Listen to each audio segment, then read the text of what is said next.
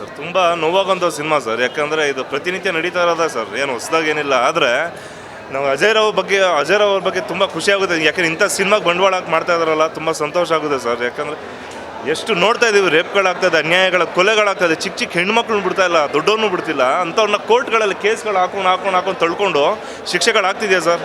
ಎಷ್ಟು ಜನಕ್ಕಾಗಿದೆ ಸರ್? ಪ್ರಪಂಚದಲ್ಲಿ ಎಷ್ಟು ಜನಕ್ಕೆ ರೇಪ್ ಆಗಿದೆ, ಎಷ್ಟು ಜನಕ್ಕೆ ಶಿಕ್ಷೆ ಆಗಿದೆ? ಆಗ್ತಿಲ್ಲ.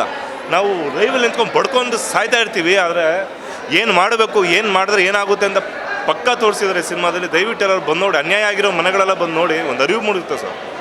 ಒಂದು ಚಿಕ್ಕ ಹುಡುಗಿನ ರೇಪ್ ಮಾಡಿದಾಗ ಅವ್ರು ರೇಪ್ ಮಾಡಿರೋ ತಾಯಿ ಅವನ್ನ ಕೊಲೆ ಮಾಡಿದ್ರೆ ಹೇಗೆ ತಪ್ಪಿಸ್ಕೊತಾಳೆ, ಅದಕ್ಕೆ ಲಾಯರ್ ಹೆಂಗೆ ಸಹಾಯ ಮಾಡ್ತಾನೆ ಅನ್ನೋ ಸ್ಟೋರಿ. ಯಾಕಂದರೆ ಸರ್ ಹಿಂಗೆ ಮಾಡ್ಬೇಕು ಸರ್. ಹಂಗನ್ಬಿಟ್ಟು ಎಲ್ಲರೂ ಸುಮ್ಮನೆ ಕೊಲೆ ಮಾಡಿ ಅಂತ ಹೇಳಲ್ಲ, ತಪ್ಪು ಮಾಡಿದವ್ನು ಶಿಕ್ಷೆ ಅಲ್ಲೇ ಕೊಡಬೇಕು. ಎಲ್ಲಿ ನಡೀತಿದೆ ಸರ್? ಸಂಕ್ರಾಂತಿಗೂ ಶಿವರಾತ್ರಿಗೊಬ್ಬಮ್ಮನ್ನ ಗಲಗೇರಿಸ್ತಾ ಇದ್ದಾರೆ ಅಷ್ಟೇ. ಎಲ್ಲ ಆರಾಮಾಗಿ ಜೈಲಲ್ಲಿ ಊಟ ಮಾಡ್ಕೊಂಡಿದ್ದಾರೆ.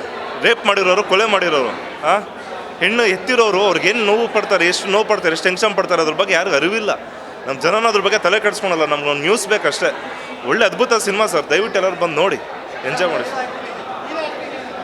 ಅದ್ಭುತ ಸರ್. ಕ್ಲೈಮ್ಯಾಕ್ಸ್ ಅಂತೂ ಒಂದು 10ರಿಂದ 15 ನಿಮಿಷ ಒಂದು ಬಿಡದೆ ಒಂದು ಡೈಲಾಗ್ಸ್ ಇದೆ ಸರ್. ಅದಕ್ಕೆಲ್ಲ ಫಿದಾಗ್ತೀವಿ ಸರ್. ಮೈಯೆಲ್ಲ ರೋಮಾಂಚನ ಆಗುತ್ತೆ. ಎಲ್ಲ ಚೆನ್ನಾಗಿ ಮಾಡಿದ್ದಾರೆ ಸರ್. ಇದು ಆ್ಯಕ್ಟಿಂಗಿನ್ನ ಸ್ಟೋರಿ ಮೇಲೆ ಹೋಗುತ್ತೆ ಸರ್. ಇದು ಒಳ್ಳೆ ಸ್ಟೋರಿ ಇದೆ. ದಯವಿಟ್ಟು ಎಲ್ಲರೂ ಬಂದು ನೋಡಿ. ಯಾಕೆಂದ್ರೆ ಇಂಥ ಸಿನಿಮಾ ದುಡ್ಡು ಮಾಡಿಕೊಡಿ ಅಂತ ಕೇಳಲ್ಲ, ನೀವು ಒಂದು ಅರಿವು ಮೂಡಿಸ್ಕೊಡಿ ಜನರು ಬಂದು ಅಂತ ಕೇಳ್ಕೊತೀವಿ ಸರ್. Thank you.